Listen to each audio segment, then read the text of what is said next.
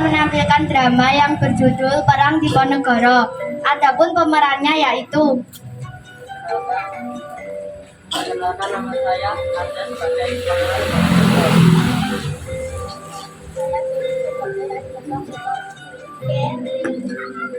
saya Rida sebagai Patih dan Rejo. Saya Aziza sebagai penasihat keraton. Saya Mei sebagai Ratu Ajeng. Saya Nisa sebagai rakyat. Saya Febri sebagai pemimpin Belanda. Saya Wisnu sebagai Dendles. Saya Ardi sebagai Jenderal Dekok. Saya Tama sebagai pasukan Belanda. Saya Setio sebagai pasukan Belanda. Saya Rara sebagai narator. Saya Intan sebagai narator. Selamat menyaksikan.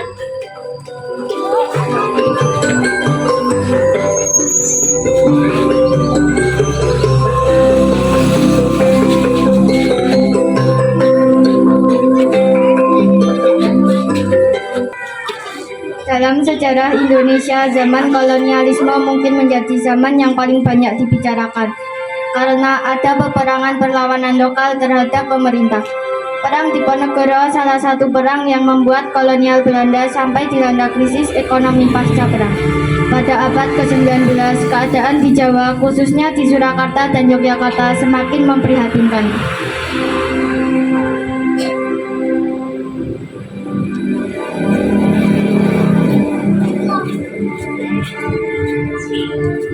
Permisi Nona, selamat datang Tuan.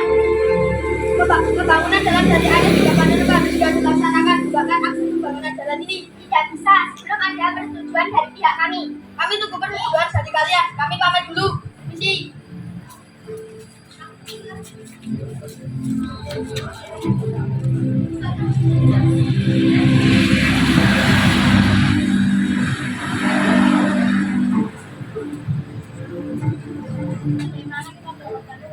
Entahlah, keuangan kita sudah mencapai kehabisan. Kita harus mencari siasat. Kita manfaatkan saja Pangeran Diponegoro. Pada tahun 1823, datanglah Residen Belanda Semiset. Kepemimpinan Semiset membuat rakyat menderita. Muncul bangsawan putra dari Hamengkubuwono III bersama Raden Mas Ontowiryo atau Pangeran Diponegoro. Pangeran Diponegoro tidak puas dengan perlakuan ini. Mulailah Pangeran Diponegoro menantang dominasi Belanda.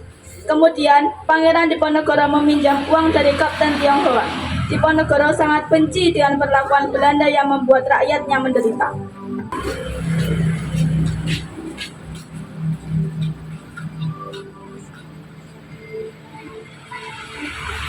Mengapa kalian Belanda?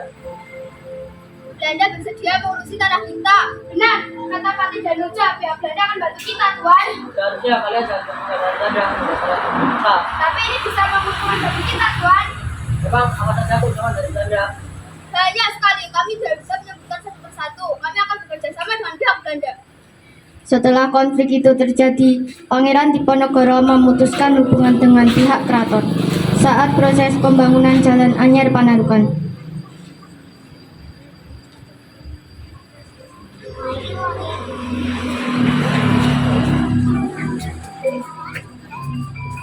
Selamat datang, Tuan Pedes. Perintahkan anak buah kita untuk segera masang patok. Baik, akan segera saya lakukan. Apakah sudah ada perjanjian dengan Pangeran Diponegoro karena pembangunan jalan ini melewati kepulauan Pangeran Diponegoro? Biarkan saja ini demi kelancaran kita, pembangunan kita. Gampang kami, Tuan. Ayo segera pasang kembali patok-patok ini, bukan benar? Patih dan Dorojo mengutus pasukan Macanan untuk menjaga patok-patok tersebut. Dengan beraninya, pengikut Pangeran Diponegoro mencabut patok tersebut dengan digantikan tombak. Terjadilah pertempuran antara pasukan Patih dan Dorojo dan Pangeran Diponegoro.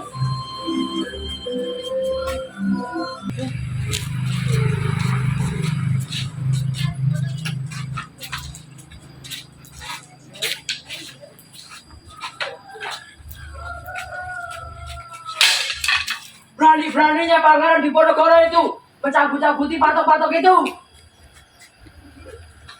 Bagaimana kita mau melindungi sementara ini? Awas saja sampai habis, nanti saya tunjukkan tempat biar kita langsung duduk. Mari kita buat suara untuk perencanaan kita.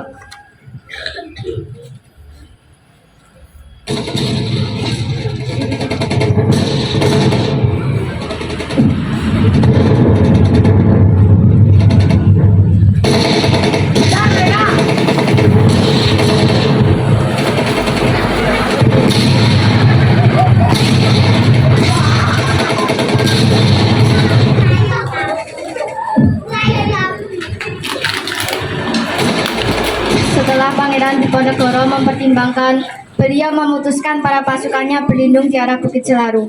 Sebagai pemimpin, Pangeran Diponegoro didampingi oleh Pangeran Mangkubumi Alibasa Sentot dan Kiai Maja sebagai penguasa dalam perang ini. Perang ini semakin meluas di daerah Jawa. Belanda berusaha meningkatkan kekuatannya.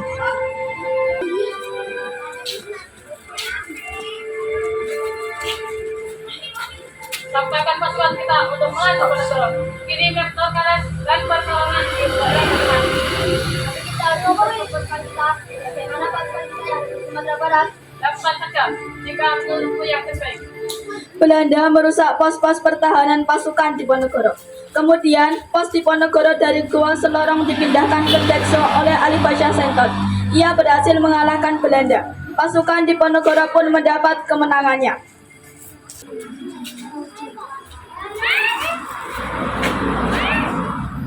Bagaimana kalian ini begitu saja tidak becus? Kalau gini kita caranya karena kalian kalah. Tapi kita juga menjalankan sesat. Alasan saja akan sebagai kita. Serang pasukan Belanda itu jangan sampai kalah. Ayo kita berburu.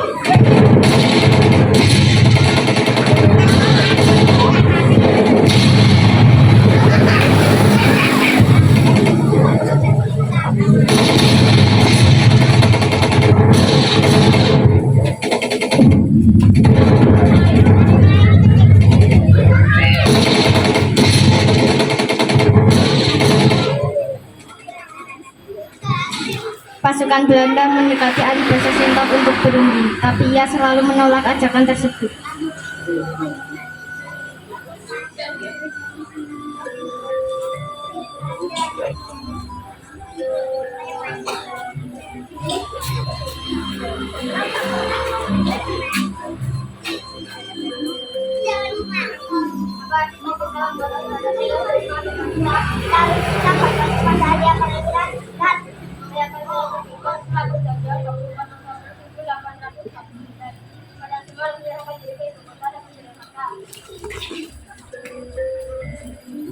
Belanda berhasil meminta bantuan Arya Prawira di Ningrat.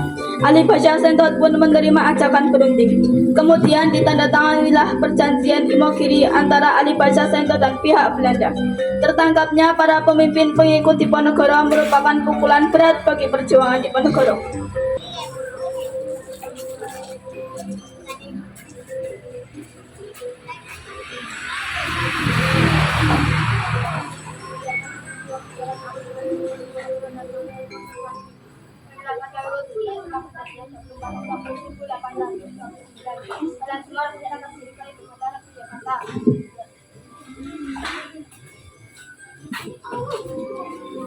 Pihak Belanda telah menyebarkan sayembara tersebut, tetapi tidak ada satupun orang yang tertarik. Pihak Belanda berhasil menemukan Diponegoro di daerah Gombong. Tipuan dari Belanda berhasil menyerahkan Diponegoro dalam keadaan hidup.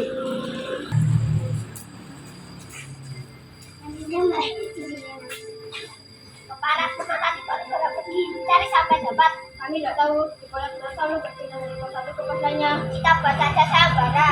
Apa itu yang Tuhan? Kita buat saja pengumuman siapa saja yang bisa menemukan Diponegoro akan mendapatkan bambu jahit.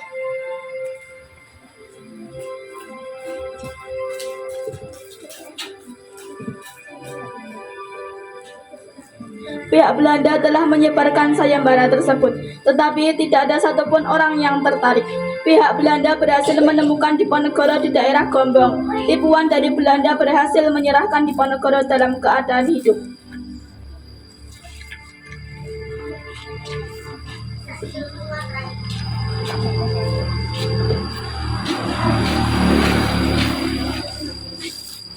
Diponegoro itu. Ya, Tuan.